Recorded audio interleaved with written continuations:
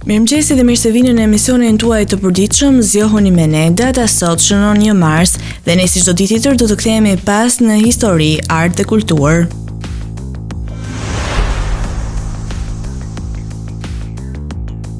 Do të vijmë ngjarjet më të rëndësishme të datës 1 mars, do të kthehemi në vitin 1565.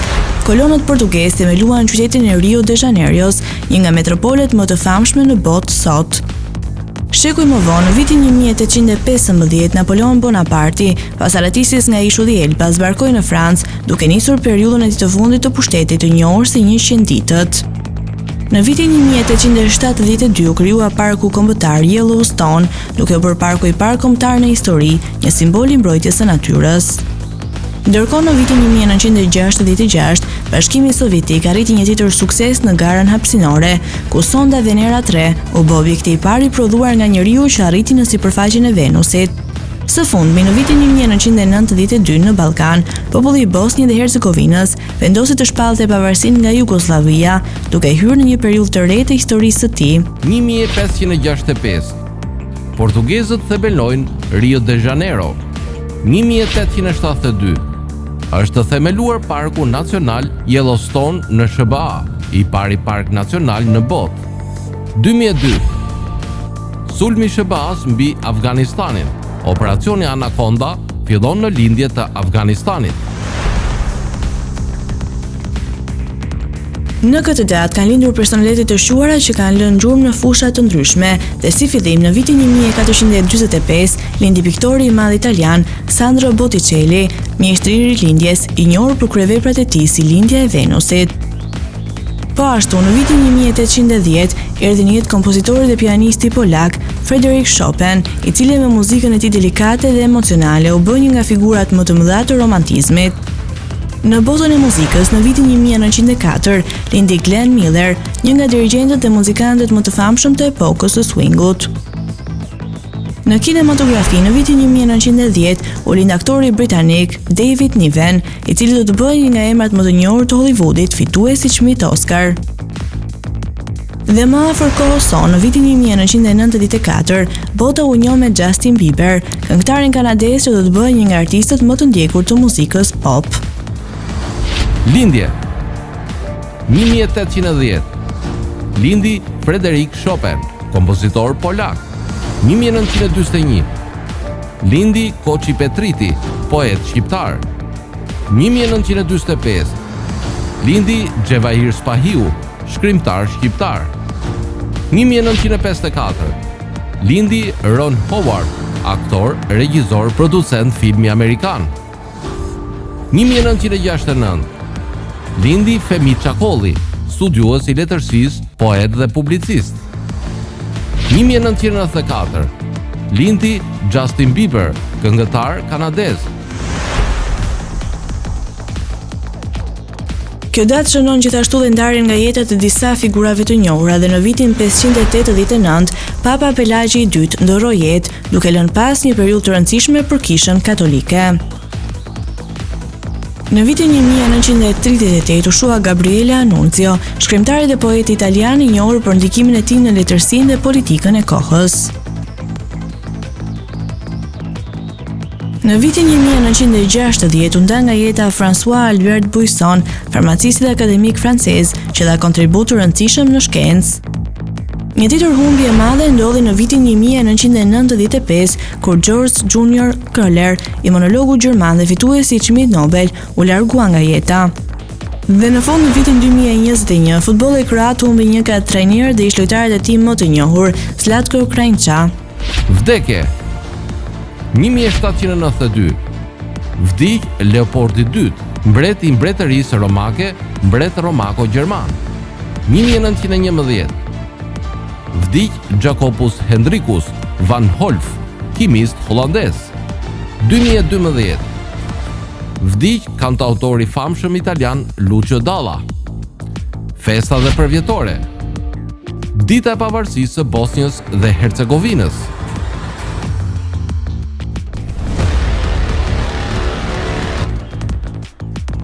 Tani oftë të ndiqni rubrikën Ne dhe shëndeti.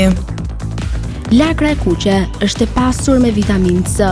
një antioksidant i rëndësishëm për sistemin ton imunitar. Ajo stimulon qelizat e bardha, duke krijuar një sistem të fortë mbrojtës në organizmin ton. Sistemi imunitar është jashtëzakonisht i ndjeshëm ndaj raportit të oksidantëve dhe antioksidantëve, duke qenë se prodhimi pa kontrolluar radikaleve të lira mund të dëmtojë sistemet e mbrojtjes. Radikalet e lira prodhohen në trup dhe dëmtojnë qelizat. Antioksidantët janë mekanizmat më të mirë të mbrojtjes për të përzërë nga trupi të gjitha qelizat e dëmshme. Lakra e kuqe ka aq shumë vitaminë C, sa që është një nga ushqimet me nivel më të lartë antioksidantësh në të gjithë zinxhirin ushqimor. Lufton inflamacionin dhe artritin. Lakra e kuqe ka elementë të rëndësishëm që luftojnë inflamacionin. Shkencëtarët kanë provuar që konsumimi i lakrës së kuqe ka një efekt pozitiv në reduktimin e entjeve. Inflamacioni mund të shkaktojë dhimbje dhe entje në kyçe dhe gjymtyr. Ndaj, një dietë e pastër me fruta dhe perime, përfshirë lakrën e kuqe, është e domosdoshme. Ushqimet të tilla antiinflamatore janë kura natyrale në betejën kundër artritit dhe komplikacioneve që vijnë prej tij. Ul rrezikun e osteoporozës, sëmundjes së kockave. Lakra e kuqe është e pasur me vitaminë K. Disa studime mbi përfitimet e vitaminës K kanë zbuluar që marrja në sasi të mëdha të kësaj vitamine ndalon ngëryrjen e kockave tek njerëzit që janë të diagnostifikuar me osteoporozë. Masa kockore e njeriut formohet gjatë 20 viteve të para të njeriut. Ajo vazhdon të shndrohet plot në mënyrë konstante deri në moshën 40 vjeçare. Lufton sëmundjet kronike. Sëmundjet kronike si Alzheimeri, Parkinsoni e të tjerë prekin 45 milion njerëz në botë, duke dëmtuar qelizat e trurit në mënyrë progresive deri në shkatrimin e tyre. Lakra e kuqe ka antioksidant të pasur që parandalojnë ose kthejnë mbrapsht dëmtimet në ADN. Ka kaq shumë lëndë ushqyese në lakrën e kuqe dhe një nga ato që vlen të përmendet është vitamina A. Kjo vitaminë është thelbësore për syt dhe vizion të mpret. Në të vërtetë, vitamina A është edhe një lloj antioksidanti që mbron kornean dhe gjithashtu shtresën e qelizave të ndjeshme ndaj dritës në pjesën e prapme të syrit që quhet retina. Konsumimi i saj ndihmon në lehtësimin e ulçrës së stomakut. Këto perime përmbajnë glutamin, një aminoacid i njohur për lehtësimin e dhimbjes dhe inflamacionit të mukozës së traktit tretës.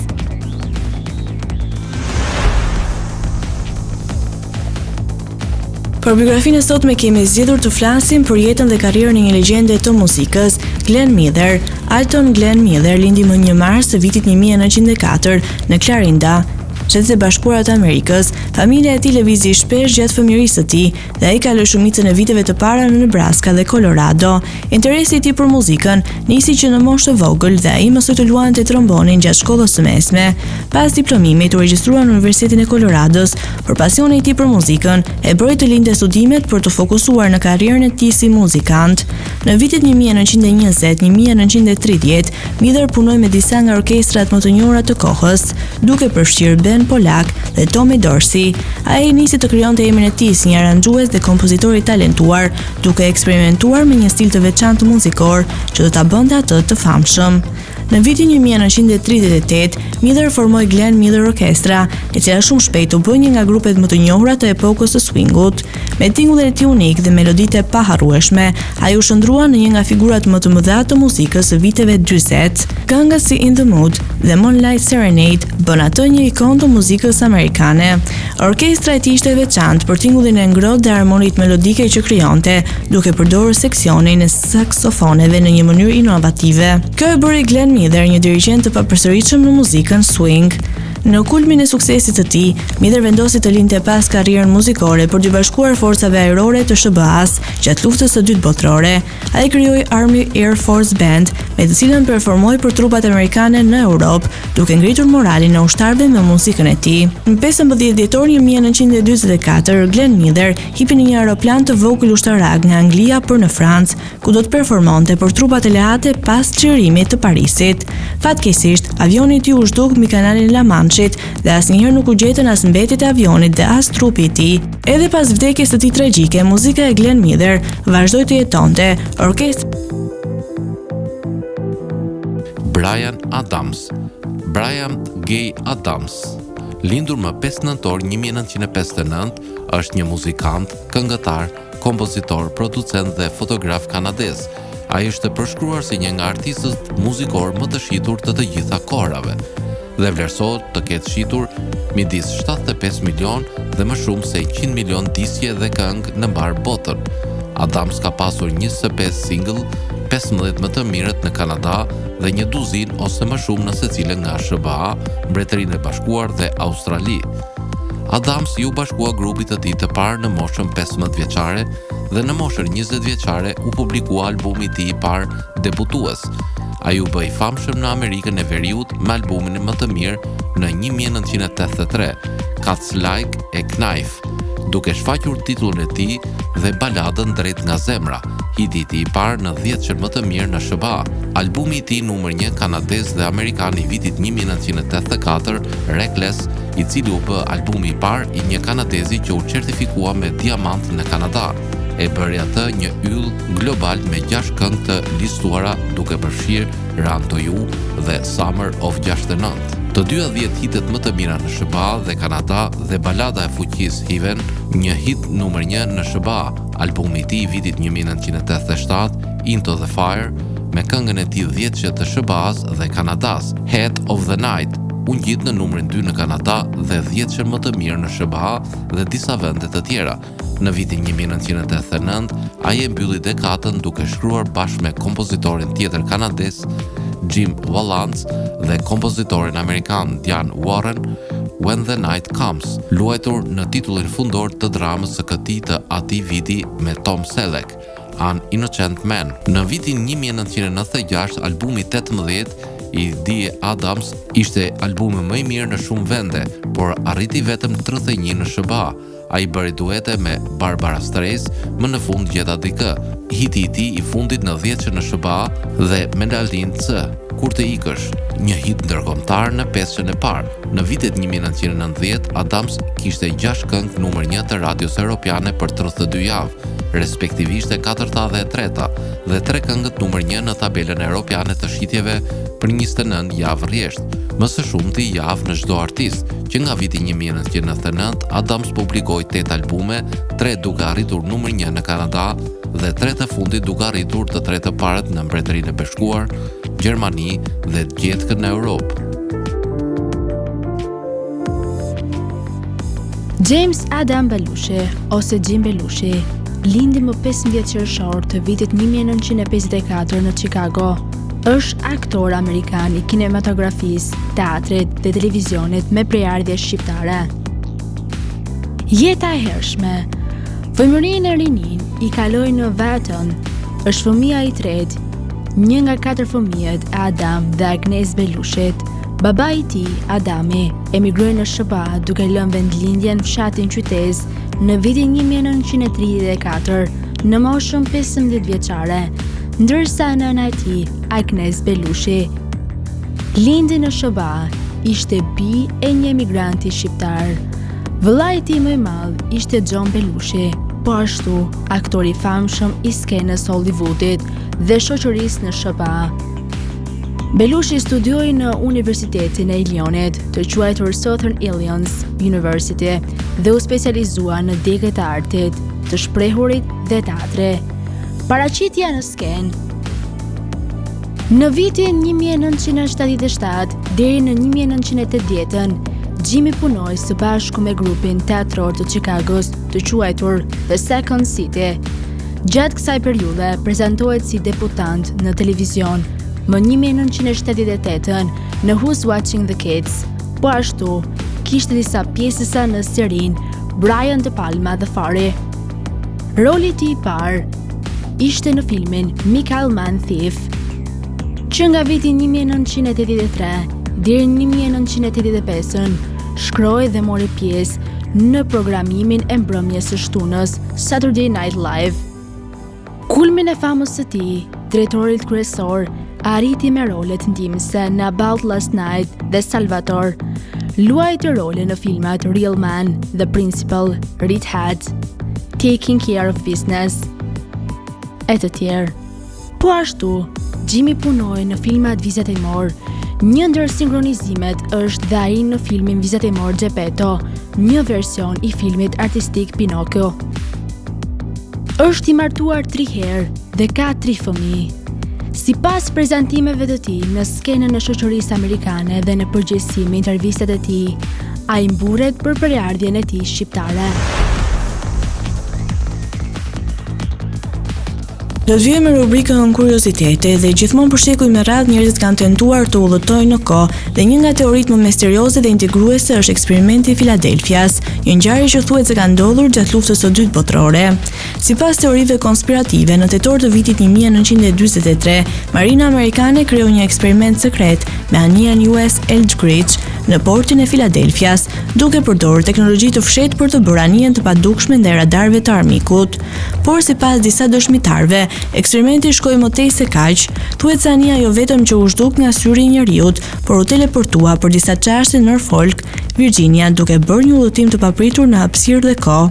Disa madje pretendojnë se ekuipazhi i anijes vojti pasoje të tmerrshme.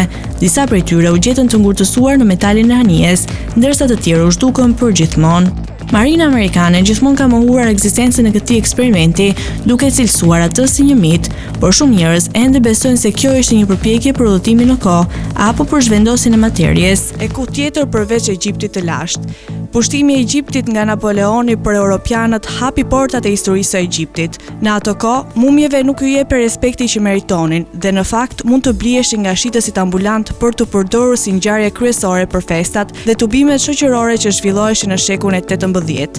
Elitat e kohës shpeshherë mbanin gostitet shmbështjedhjes së mumjeve, të cilat, siç sugjeron dhe emri, temë kryesore kishin mumjen që do të hapej para një publiku të zhurmshëm, duke brohoritur dhe duar trokitur në të njëjtën kohë. Sado e çuditshme të tingëlloj kjo, ishte kirurgu anglez Thomas Pettigrew, ai që mund të cilësohet si pioner i kësaj forme të çuditshme argëtimi.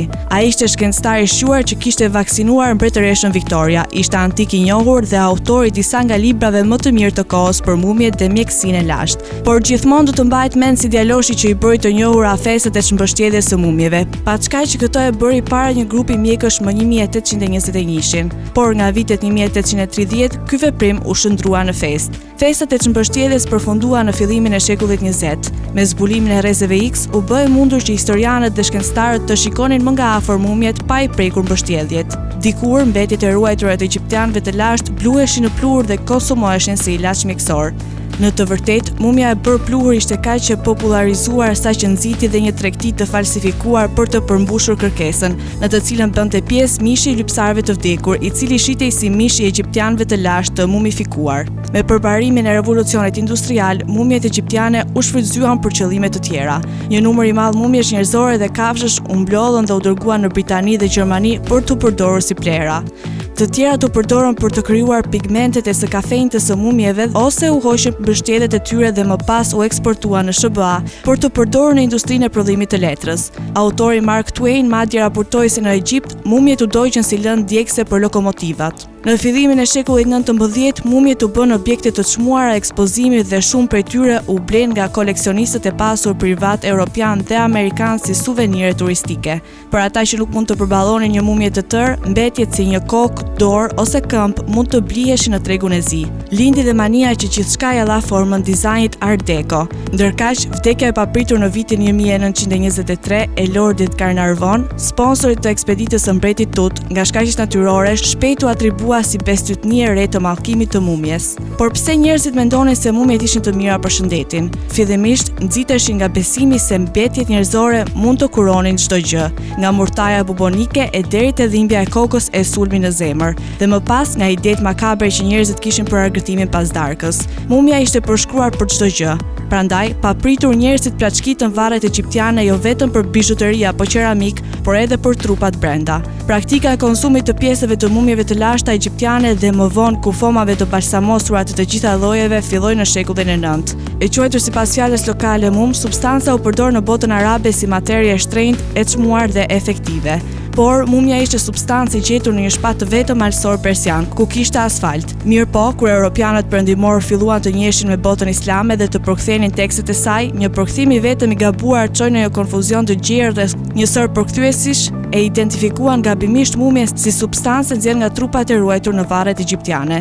Një pjesë e konfuzionit erdhi nga ngjashmëria e fjalës mumje me fjalën mum dhe gjithashtu nga fakti se disa mumje të lashta egjiptiane u balsamosën duke përdorur asfaltin. Shkencëtarët tani e dinë se vetëm disa mumje janë bërë me këtë proces, por europianët perëndimor të magjepsur nga gjetjet e lashta në Egjipt vrapuan pas këtij koncepti dhe mumja u ndërlidh me trupat të balsamosur në vend të asfaltit të çmuar nga mali persian.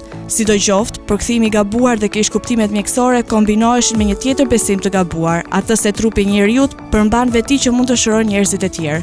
Nga shekulli i 12, farmacistët përdorin mumjet e ngrira, ato si ilaç i përshkruar gjatë 500 viteve të ardhshme, sepse në një botë pa antibiotik, mjekët përshkruanin kafkat, kockat dhe mishin për të trajtuar sëmundjet. Në fakt, breza të tërë njerëzish kishin praktikuar atë që tani njihet si kanibalizëm mjekësor në përpjekjen për një shëndet më të mirë. Nga besimi si gjaku i gladiatorëve mund të shëronte epilepsinë e deri te përdorimi i yndyrës njerëzore në ilaçet shtëpiake.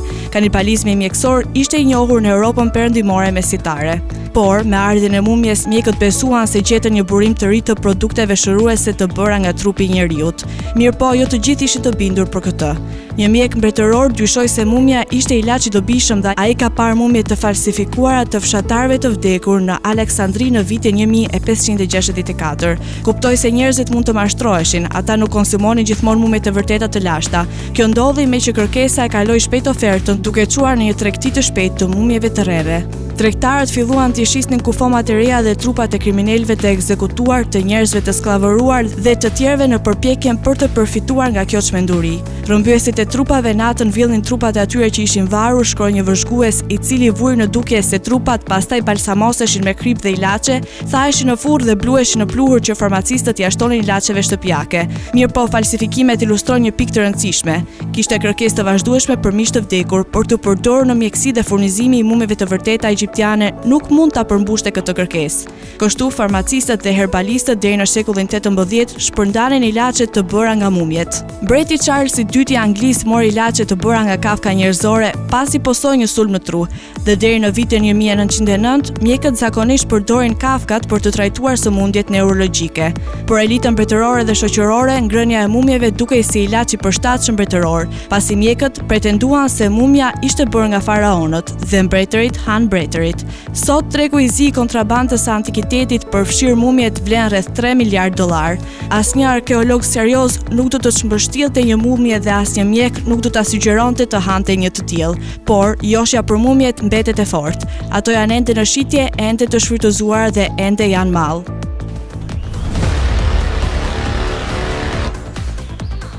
Tani oftë të ndiqni parashikimin e motit për territorin shqiptar.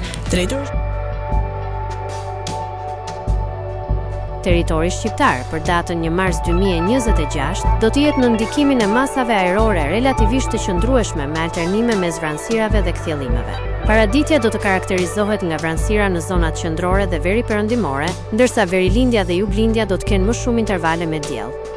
Pasditja vijon me mot të qetë dhe temperatura të buta.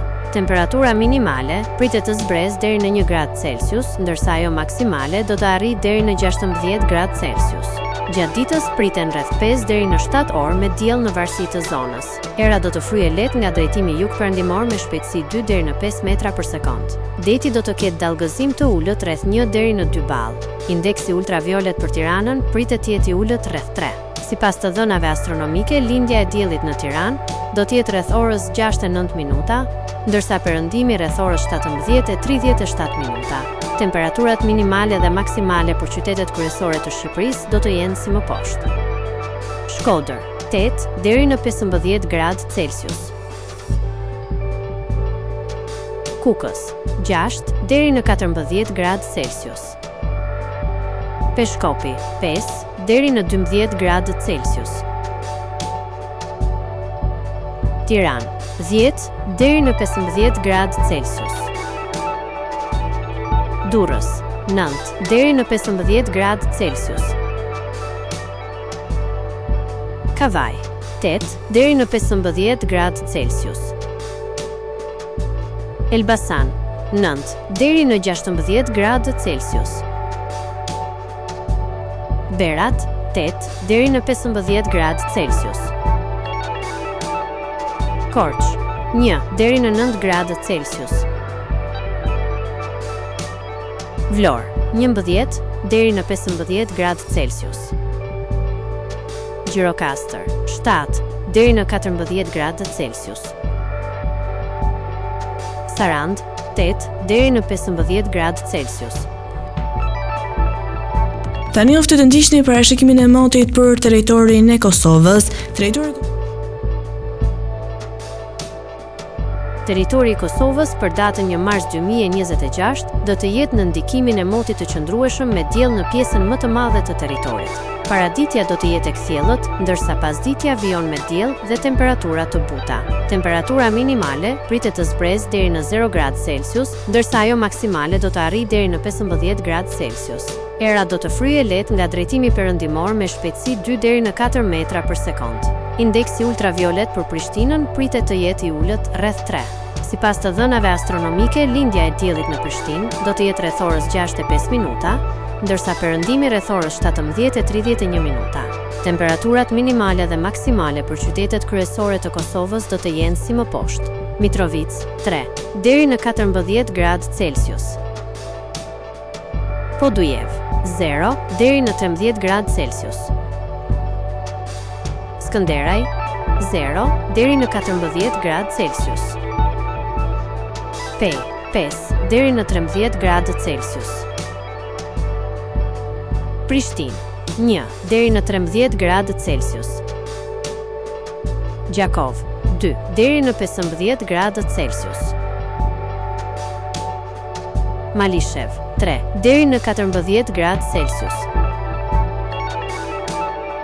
Gjilan, 0 deri në 13 gradë Celsius.